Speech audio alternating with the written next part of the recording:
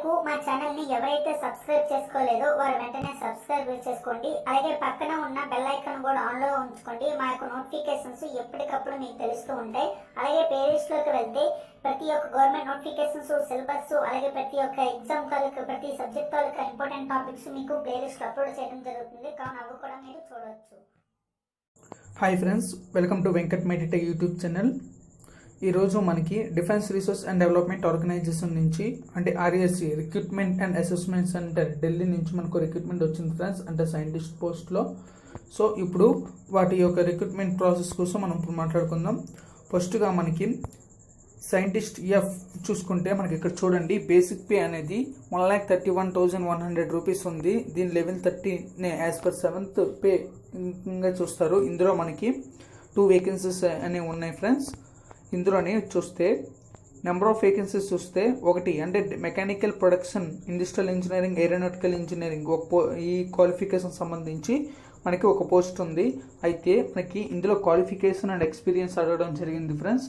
At least first class bachelor degree in engineering or technology, mechanical production and industrial engineering, aeronautical, air space engineering for a recognised university.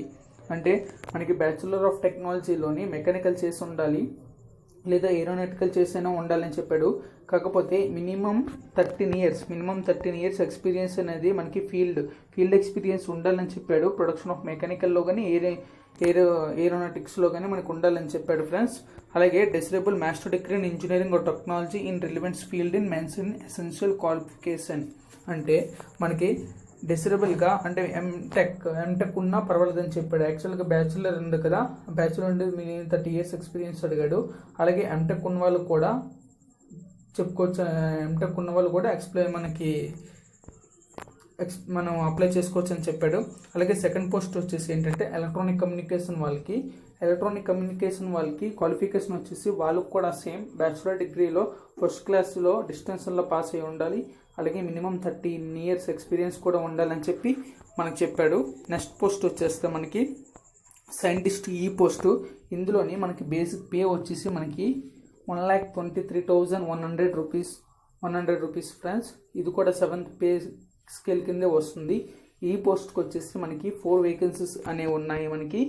Okay, అయితే ఇందులోని మొదటగా వచ్చేసి ఏంటి అంటే post number 3లో mechanical ఉంది. Mechanical వాళ్ళకి at least first class distance మనకి bachelor degree నుంచి మెకానికల్ లేదా ఏరోనాటికల్ ఉండాలని చెప్పాడు.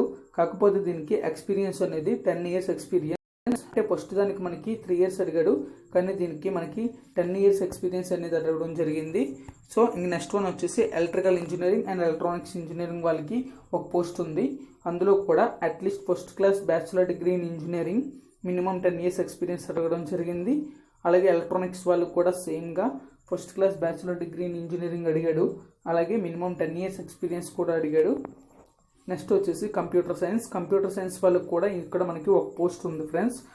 వీళ్ళకి కూడా మనకి bachelor degree first class bachelor degree అడిగాడు. అలాగే మినిమం 10 ఇయర్స్ ఎక్స్పీరియన్స్ కూడా అడిగాడు దీనికి. నెక్స్ట్ వన్ వచ్చేసి మనకి post scientist D post friends. Scientist D పోస్ట్లో మనకి బేసిక్ పే వచ్చేసి 78,800. దీన్ని 7th పే కింద లెవెల్ 12 కింద చెప్తారు. ఇందులో మనకి 13 వేకెన్సీస్ ఉన్నాయి. అయితే మెకానికల్లో మనకి మొత్తం 6 పోస్టులు అనేవి ఉండడం జరిగింది. వీళ్ళకి కూడా బ్యాచులర్ డిగ్రీలో first class bachelor degree qualification ఉండాలి. కాకపోతే మినిమం 7 ఇయర్స్ ఎక్స్పీరియన్స్ మాత్రమే ఉంటే సరిపోద్ది అని చెప్పి అడగడం జరిగింది. అలాగే నెక్స్ట్ వచ్చేసి మనకి ఎలక్ట్రికల్ ఇంజనీరింగ్ వాళ్ళకి అండ్ ఎలక్ట్రానిక్స్ వారికి ఒక పోస్ట్ ఉంది.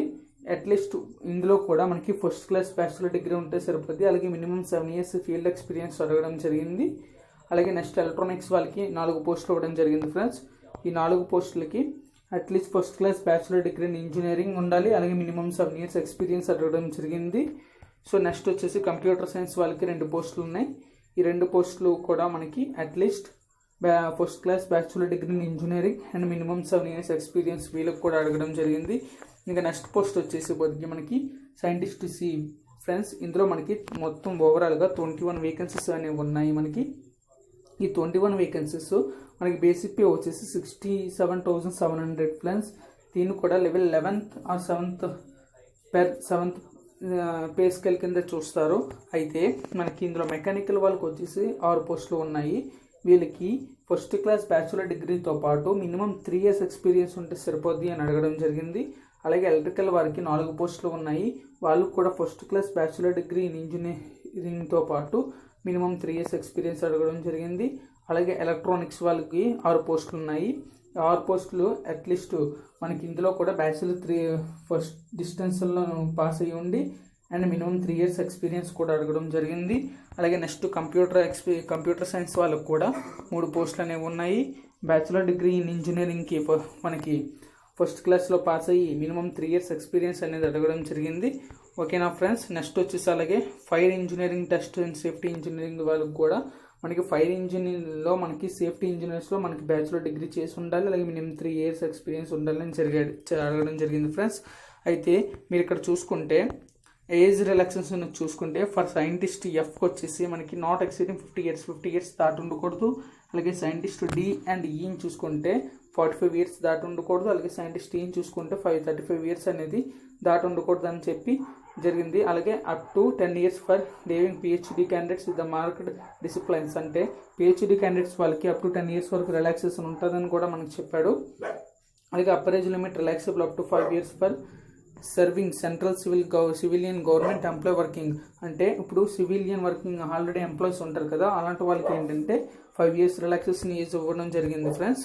ఇంకా నెక్స్ట్ వచ్చేసి మనకి అప్లై అనేది మనకి RSC.government.in వెళ్ళి మీరు అప్లై చేసుకోవచ్చు. ఇంకా సెలక్షన్ ప్రాసెస్ వచ్చిపోతే మనం మాట్లాడుకుంటే చూడండి, మనకి స్క్రీనింగ్ షార్ట్ లిస్టింగ్ చూడండి. స్క్రీనింగ్ షార్ట్ లిస్టింగ్లో ఏమడిగాడు అంటే on the basis of educational qualification and experience higher the minimum prescribed advertisement support documentary evidence. Relevance of experience is filled application by candidates on the basis of desirable qualification more than 1 DQ specified by holding screening committee meeting and technical expert in industry and academia.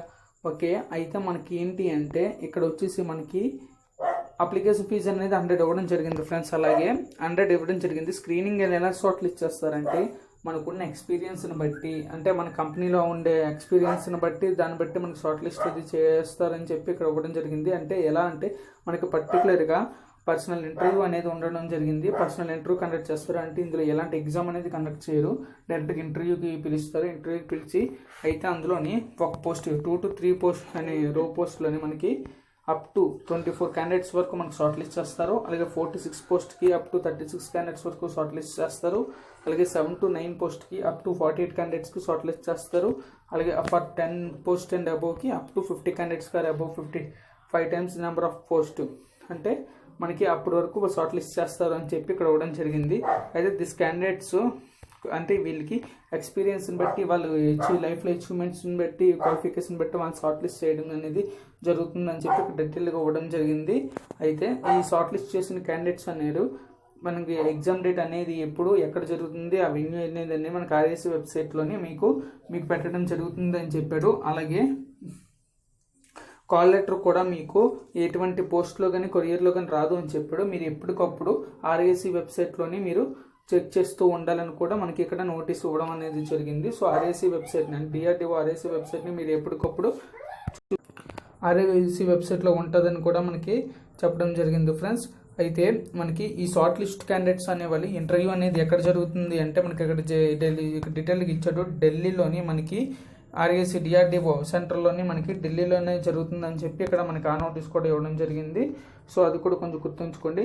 అయితే online submission closing date వచ్చేసి అంటే నుంచి మన 21 days వరకు మనకి ఈ online అనేది ఉంటుంది అని అప్లై చేసుకోవడానికి టైం ఉంటుంది అని చెప్పి మనకి ఇక్కడ నోటీస్ ఇవ్వడం జరిగింది. అలాగే మనకి మీరు చూస్తే అలాగే ఇంకా ఏమైనా డీటెయిల్స్ మీకు ఏమైనా డౌట్స్ కానీ ఉంటే ఈ మెయిల్కి ఈ నెంబర్కి కూడా మీరు కాల్ చేయొచ్చు అని చెప్పి ఇక్కడ మనకి కాంటాక్ట్ డీటెయిల్స్ కూడా ఇవ్వడం జరిగింది DRDO నుంచి. సో ఓకేనా ఫ్రెండ్స్, చెప్పింది అర్థమైంది కదా. మనకి ఎలాంటి ఎగ్జామ్ అనేది ఉండదు, డైరెక్ట్గా ఇంటర్వ్యూ ఉంటుంది. సో ఎక్స్పీరియన్స్ ఉన్న క్యాండిడేట్స్ ఇలాంటి ఆపర్చునిటీ మిస్ చేసుకోకండి, చాలా మంచి శాలరీ. సో ఇలాంటి అప్డేట్స్ కోసం ఇంకా మీకు కావాలి అనుకుంటే మా ఛానల్ సబ్స్క్రైబ్ చేసుకోండి. అలాగే ఈ వీడియో కానీ నచ్చినట్లయితే ఒక లైక్ చేయండి, కామెంట్ చేయండి, మీ ఫ్రెండ్స్కి కూడా షేర్ చేయండి. Thanks friends, have a nice day. జై హింద్.